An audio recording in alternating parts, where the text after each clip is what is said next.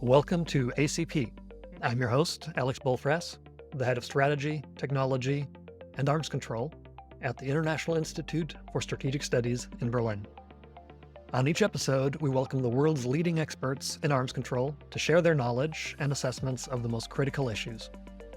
Whether you're new to the topic or need a refresher, I hope you will join us in our exploration of everything related to arms control. In this season, we offer primers on all the nuclear weapons arsenals currently existing in the world and their relationship to arms control.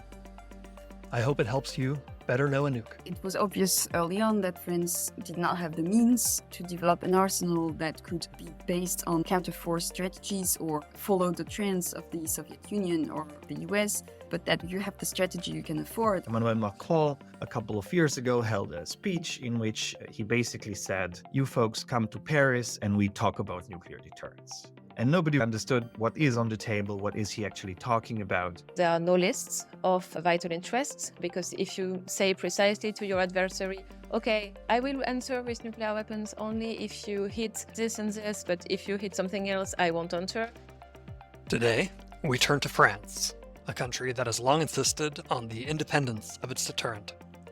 What drives its nuclear policy and its reluctance to engage in arms control? What role does it play in European security, and would it be possible to expand that role? To help us better know this nuke, we're joined by leading experts on French nuclear strategy.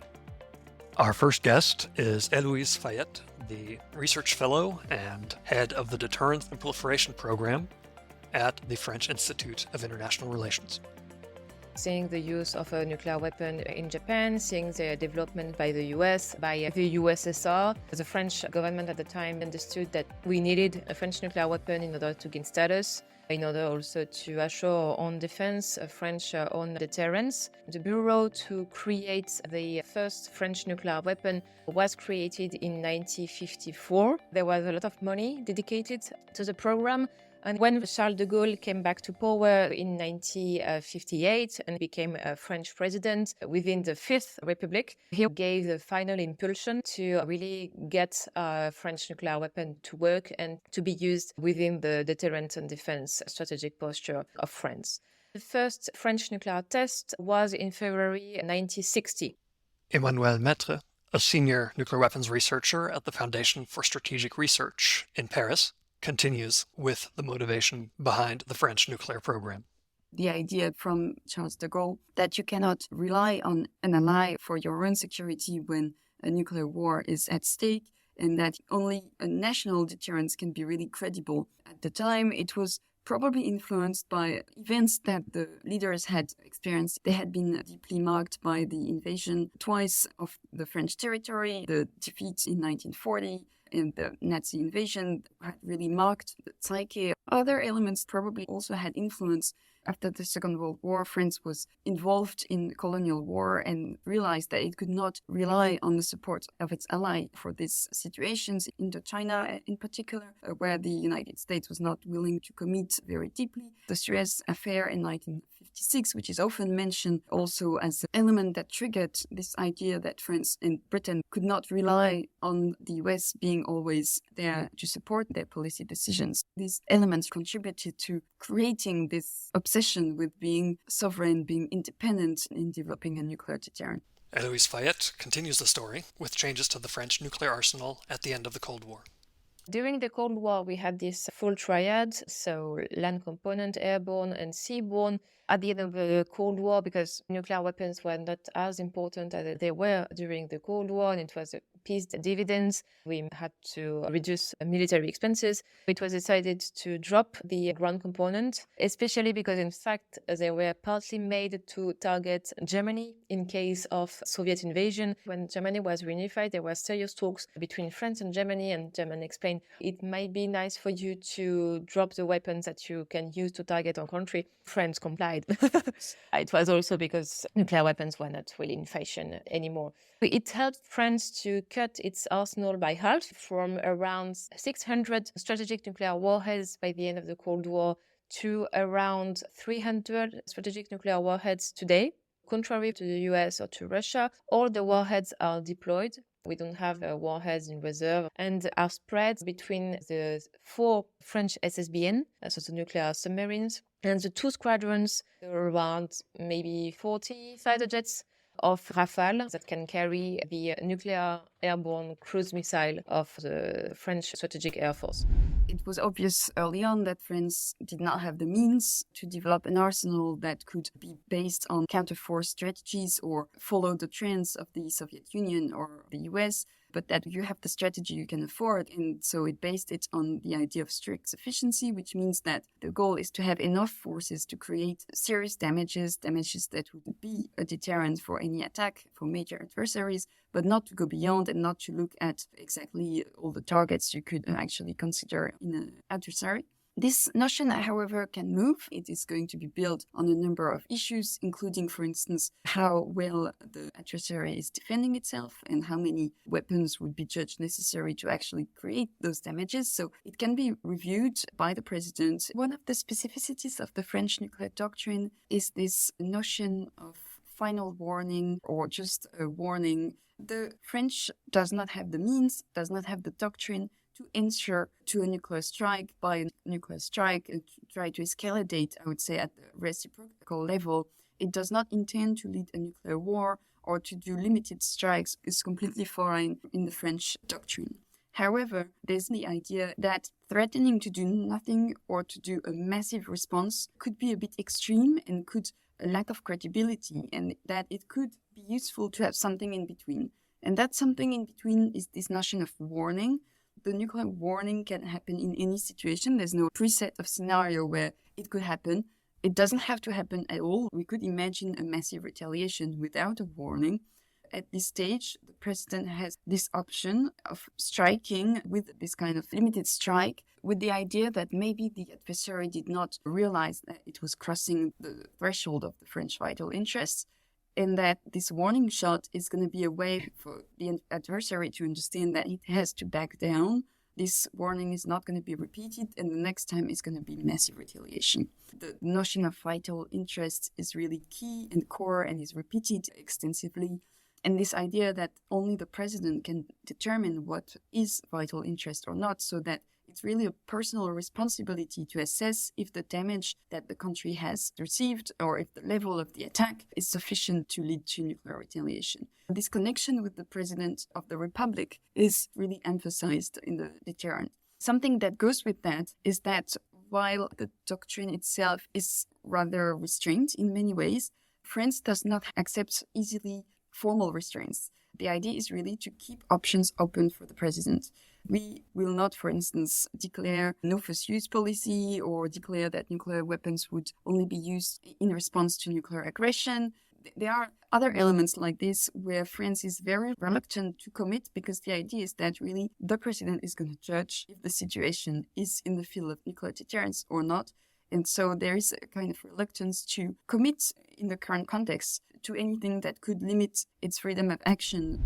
Within the French nuclear doctrine, there is this refusal of the idea of nuclear escalation and nuclear warfighting. That's why we don't have tactical nuclear weapons, contrary, for example, to the US, that have this idea of nuclear warfighting and the idea that a nuclear war could be done. It's not present in the French nuclear doctrine because a nuclear war on European continent would be a nuclear war for everyone, and it won't be limited, in fact. The current damages that can be done by nuclear warheads, even with a low yield, would be damageful for the whole country that is attacked. The imbrication between European countries are so huge, and the small scale, in fact, of the European continent would make this limited nuclear war not limited at all for European countries.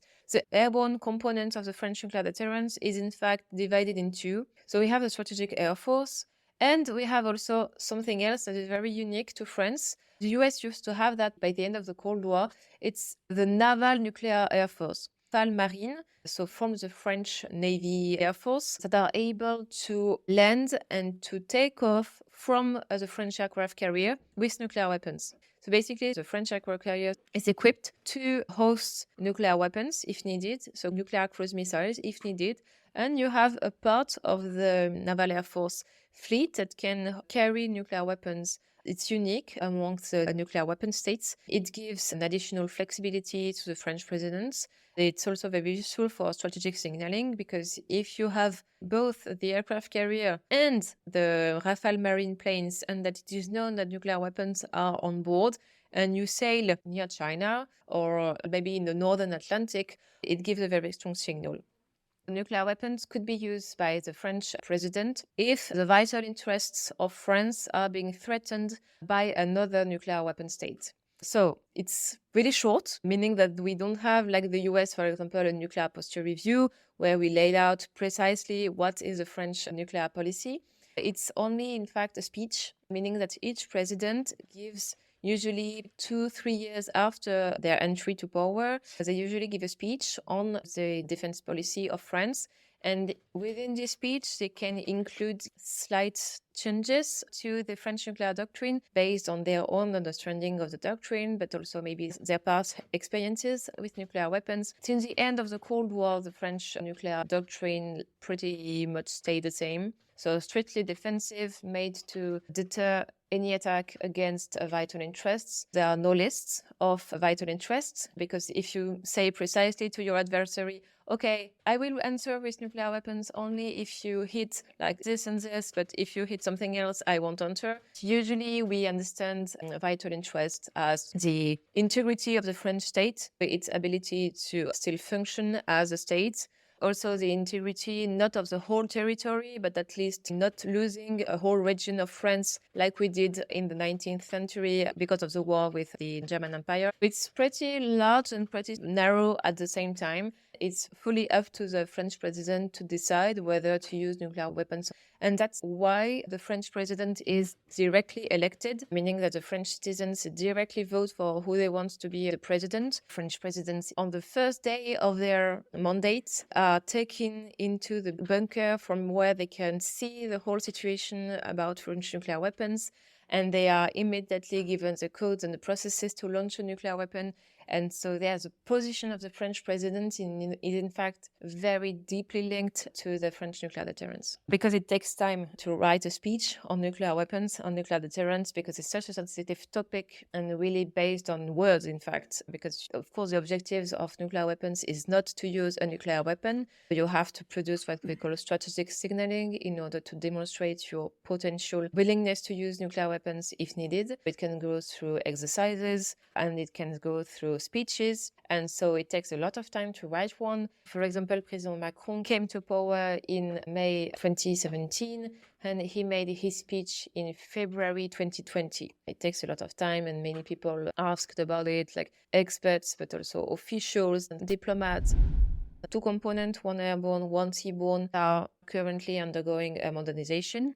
There are always programs to update the warheads, both for the cruise missiles and also for the submarine-launched ballistic missiles. The missiles themselves are being updated with new standards. So the M51.3 standard of the SLBM missile was tested, I think, last year. We are expecting the standard 0.4 maybe in the next year or quite soon. And the ISMPR, the current cruise missile for the Strategic Air Force, is going to be replaced maybe in 10 years, less than 10 years, during the 30s, with the ISN-4G that will be hypersonic. For the moment, the cruise missile is supersonic, and the next one will be hypersonic in order to have a further maneuverability while keeping a hypersonic speed. The third generation of SSBN should be put at sea again in around 10 years. About the Rafale, it's a bit more complicated because we're supposed to build the future aircraft combat system with some European countries, but it doesn't go as quickly as we would like to. We might just need to continue updating the current fighter of the Air Force so for it to be still able to conduct the nuclear raid. The 2 components are being modernized, both the carriers and the weapons. That's why we see a slight increase of the budget of the French armed forces dedicated to nuclear weapons, because of course modernization is quite expensive. We don't have any plans to increase the number of warheads. First, because all the installations to produce enriched plutonium were dismantled by the beginning of this century. It will be more difficult to produce fissile matter to build new warheads. All the plutonium that are used in the French nuclear warheads are recycled. When a warhead is too old, the fissile material are removed and recycled in order to make a new strategic warhead. And also all the testing facilities were dismantled 30 years ago, contrary, for example, to Russia or to the United States. France is not able to do nuclear tests again. So we are a full signatory of the CTBT, so the Treaty Against Nuclear Testing, and meaning that we rely only on simulation programs, so mathematical, physical, chemical simulation programs, to continue updating the French nuclear warheads. The French contribution to the defense of Europe is a very old, one of the first white papers about defense in France in 1972. So that it is considered as the first strategic document on nuclear weapons and nuclear doctrine in France, because we had the full triad by that time. It's written that French nuclear weapons are made to defend France, French vital interests, French territory, but also French approaches.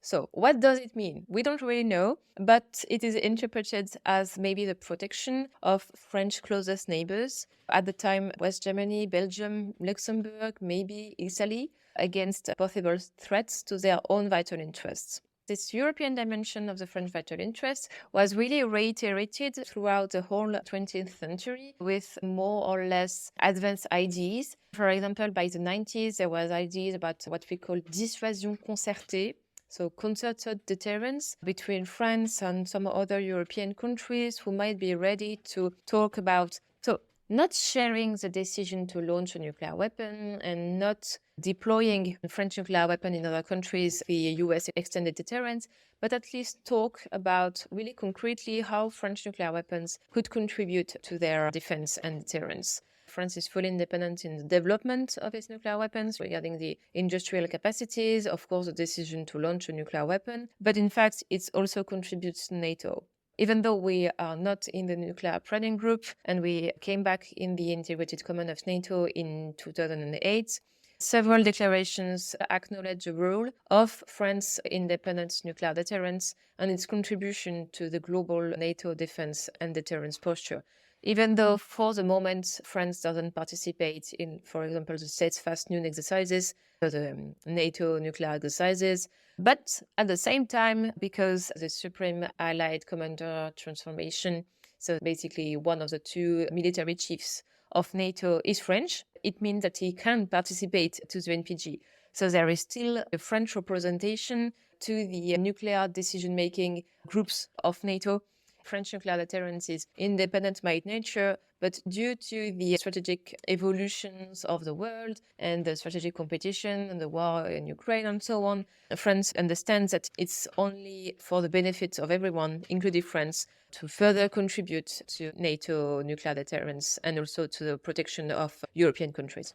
France came back to the military integrated command of NATO in 2008. We never left the political bodies of NATO, but Nicolas Sarkozy decided to come back to the military structures of NATO in 2008. He felt that there was a change in the strategic environment that needed France to be maybe back into a very efficient military alliance. With Macron's speech in February 2020, when he said very clearly that the French vital interests have a European dimension and that he was ready to invite European countries to learn more about the French nuclear deterrence and to build together a shared strategic culture between European countries. Why did he say that and what does it mean? First, he said that because he saw the consequences of the first mandate of Donald Trump, so from 2017 to 2021, with the first scare of the US being less involved in the defense of Europe. And it was also the consequences of Crimea and annexion by Russia in 2014. The fact that Europe didn't really do anything about it apart from sanctions, and it was not really efficient because we saw what it provoked in 2022 with the full-scale invasion of Ukraine. He felt that the strategic environment was changing and that Europe may be not safe from external aggression. So it was time to think collectively within Europe about common defense and strategic deterrence. He made his speech in February 2020, and 1 month later, whole Europe and almost the whole world was in lockdown because of COVID. you can't really talk about nuclear deterrence with your partners on Zoom. This invitation was put aside during 2 years, also because I don't think it was concrete enough, and I don't think that European countries were able to fully understand why and what did Macron meant through this sentence. But we saw a new momentum of this French proposition about contributing to the European defense after February 2022, and now that we have full-scale war on the European territory, and that the US support might have not been as, let's say, intense that it was expected, France is not there to replace the US extended deterrence. First, because we don't have the political credibility to do it. We don't have enough warheads to fully replace the US extended deterrence. The idea is more to give an additional layer of security, an additional insurance, and trying to play on the fact that a limited aggression, for example, by Russia on Poland that would threaten the Poland vital interests would necessarily have consequences on the French vital interests because of the construction of Europe, because of the interlinkage between Poland and France, for example. That's where the biggest difference between France, not really extended deterrence, but possible French contribution to European defense, and the US extended deterrence is because France is directly concerned in its own existence by everything that can happen on the European continent.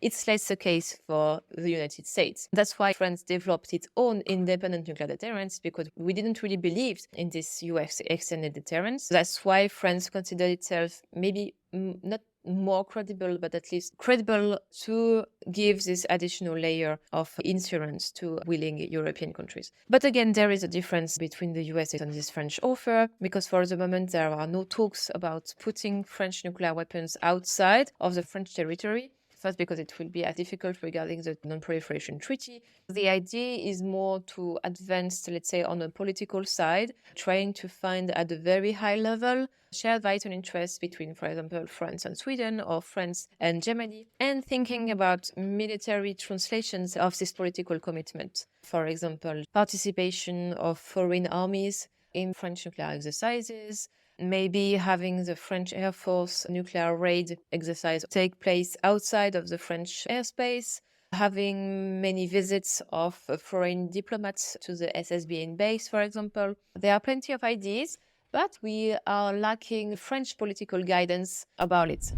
The role played by the French nuclear deterrence for Europe has been recognized very early on. At the time of the General de Gaulle, there was already this idea that the French nuclear forces, just by its position in Europe and the fact that obviously if France was under attack, other countries had been invaded by the Soviet. We would probably not wait until the Soviet Union was at the border to actually have a reaction. After the Cold War, there was some discussion at the very high political level about the role that French nuclear forces could play. There was not a lot of interest from European partners.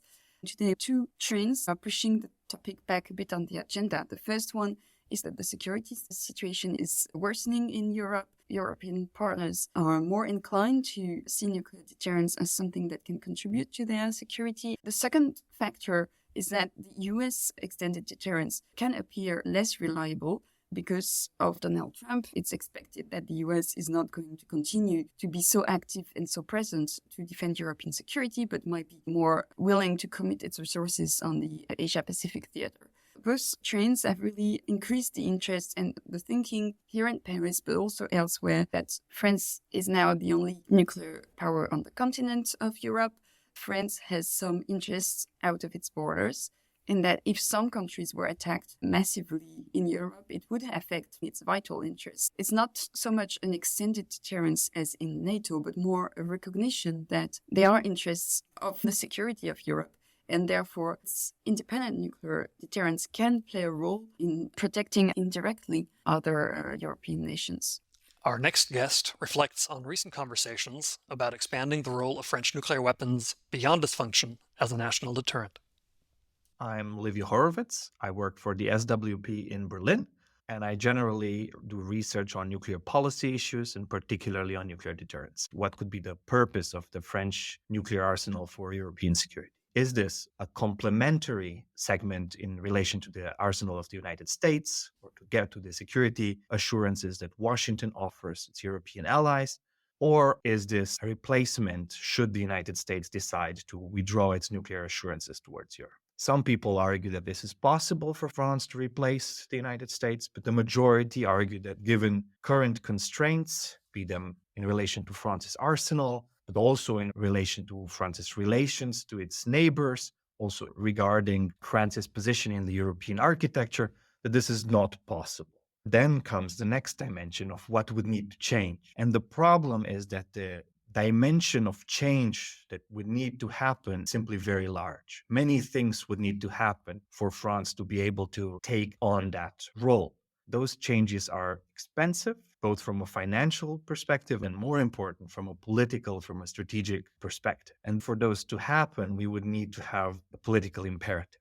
Conversely, the suggestions that everybody brings to the table today are all small steps that would happen within the current architecture that is not confronted with, at least at time zero, at a point in time now, basically, is not confronted with such a large pressure that would warrant those massive changes in doctrine, in arsenal, in security approach. A lot of the proposals are very good at enhancing France's role in European security and creating an additional or better positioned additional pillar in European nuclear deterrence, but they in no way would those steps suffice for France to replace the United States. Why are we talking about France in the first place? Because Emmanuel Macron, a couple of years ago, held a speech in which he basically said, "You folks come to Paris and we talk about nuclear deterrence." And nobody really understood what is on the table, what is he actually talking about. As people asked more questions, it became clear there was one educational component. France thought it could share more about how to educate its neighbors on how the nuclear deterrence works and why it is so important to have nuclear deterrence. This is a couple of years ago. A lot of the countries in Europe were not very convinced in the first place that nuclear weapons were necessary.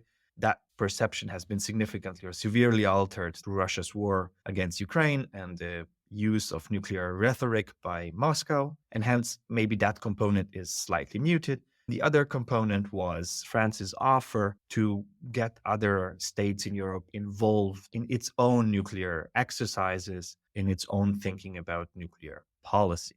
However, that involvement is mainly geared towards creating some redundancy, not taking over parts of France's nuclear deterrence or nuclear responsibilities, nuclear arsenal, but adding a couple of layers potentially as going down the road. And at first, becoming more familiar with how the French are doing nuclear deterrence. This is the starting point. And on top of the starting point, a number of both officials and experts have placed various steps that could be taken. Where exactly, which kind of exercise could be attended, what kind of capabilities, who could add to the French dimension, and so on. Then, of course, there was quite a bit of discussion, for instance, about funding French nuclear efforts, with numerous people also in Germany advancing the proposition, the French need money, we have maybe a bit of money, we should do that. And then the voices responded with, no, you don't understand. That's not at all what we actually meant. There was dialogue that is not exactly on the same wavelength between what the government in Paris has in mind and what various commentators actually believe to be ideal. So those are just another slight incongruence about who wants what. If you talk to French officials, they say, come to Paris and we will talk about how nuclear deterrence should happen, how various countries should position themselves in various UN fora, also towards other pieces of nuclear diplomacy, and then we will take it further from there. Basically, we cannot put anything on the table for as long as we don't know where the discussion is going to take us. Conversely, if you ask officials in Berlin, they say, why would we come to Paris if we don't know what you want to exactly talk about? So one side says, let's talk and we'll see where the road leads us. And the other side says, if we don't know where you want to go, then why would we start on a road? A lot of people have given thought to how to react to Moscow's rhetoric, and French officials have been quite purposeful about making various statements, especially at the beginning of Russia's war against Ukraine, making not only statements as to France also being a nuclear power, another center of decision and of influencing Russia's calculations, but also by taking clear measures, sending another submarine out at sea, and hence signaling to Moscow that they also are playing a role. However, in the grand scheme of things, most nuclear communication throughout this crisis came from Washington. And if one is to believe what Russian officials say in public, they also seem to be significantly more concerned with Washington's signals and Washington's positions than they are with either London or Paris's action. But this is obviously just from watching open source statements, how the Russians react, what kind of discussions they have behind closed doors that nobody knows. At the other end of the spectrum is the fundamental question of what would happen if the Americans were to rescind their nuclear assurances, basically from Europe. In other words, and it's worth mentioning that there is a bit of confusion also in Germany, but also throughout the commentariat, with a lot of people believing that it is possible for the United States to say, we're not doing nuclear deterrence, but we're doing other sort of security assurances. Extended nuclear deterrence is the last and not the first step in Europe. Even a Trump administration bent to reduce the US role in Europe would rather focus on the conventional aspects and leave nuclear deterrence as the final step before they pack up and go home. Now, a lot of people are really worried about the fate of the transatlantic security arrangements in a Trump administration, and they are thinking about the hypothetical of ensuring European nuclear deterrence without the United States. The fundamental problem is that extended deterrence is hard. The French are pretty good at deterring an adversary from attacking France. But how credible were they to argue that they provide extended deterrence for all of Europe? There are two questions. Do the Russians believe them? And the second and more important question is, do their allies believe them? Do they feel sufficiently secure under such a promise to A, not develop their own nuclear weapons, or B, not to go to Moscow and strike some sort of parallel deals in order to preempt the possibility of Russian nuclear coercion? And some of these nations might not be willing to do one or the other. They might run first to Washington to see whether there is some sort of bilateral option there, assuming that everybody would be on the same page and France would try to do it. The question is, how credible is it? For the United States, it's been pretty hard to reassure the Europeans. It had built a relatively large and relatively diverse nuclear arsenal and has also integrated its European partners in some form of consultative process. Most people inherently look at this example of how it's been done in the past and think how France could adapt its posture, its forces to fit more that sort of arrangement. Because France has a much, much smaller and much, much less diversified nuclear arsenal, it doesn't have any sort of institutional framework in which it would be able to integrate its allies. The road is very long. Yes, it's possible, but it's very expensive, very cumbersome, and basically Paris would have to do a lot in order to achieve even a moderately similar or even going in that direction. Many people, conversely, have argued, have proposed that less would be sufficient. And the question is, how much less? The fundamental question here is not whether you need a large arsenal, because France already has sufficient nuclear weapons to inflict unacceptable damage on the Russian Federation.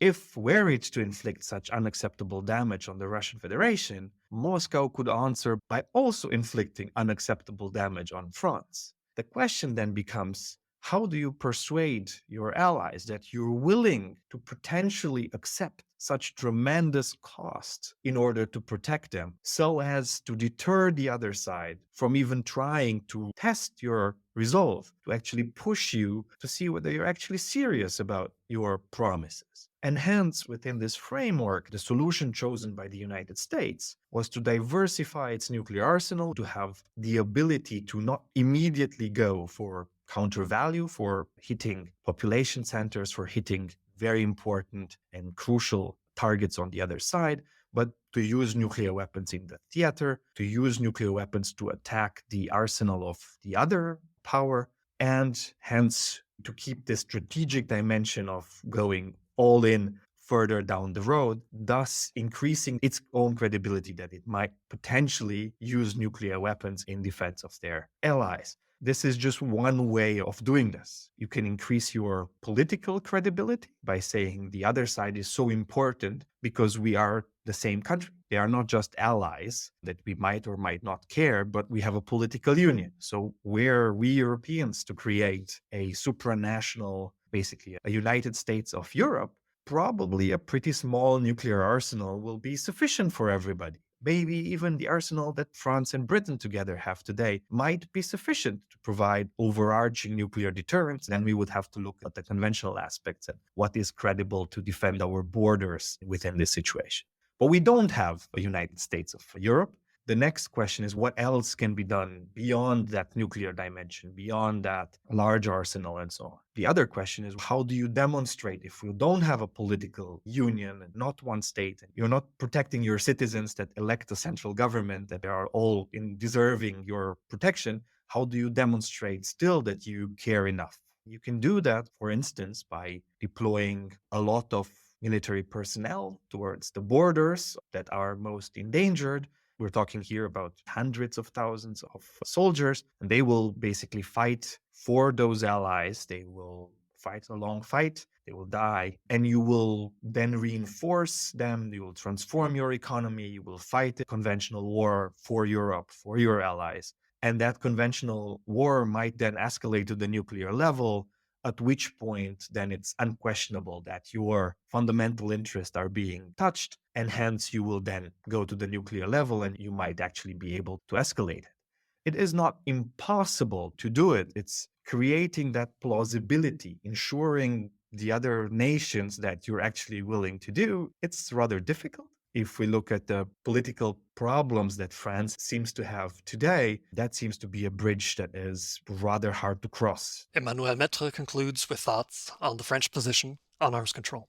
Regarding the future, the French vision has always been rather cautious and now is rather pessimistic about the evolution of the strategic environment. There is really a willingness to keep nuclear deterrence at the center of the defense policy. Where France maybe is a bit unique is that it's never really considered that nuclear weapons were out of date or that it should become a less important part of our military investments in the current context. It remains extremely central and is really highlighted as something that is absolutely necessary to deal with the return of major power competition. France has observed the degradation of the arms control environment and has been once again thinking that in the current context, strategic stability was best served by a strong deterrence posture, with this idea that arms control and deterrence, two things that go together because they can both prevent aggression and they can both avoid incentives for an adversary to start an aggression. This idea is that if we are strong and if we are credible,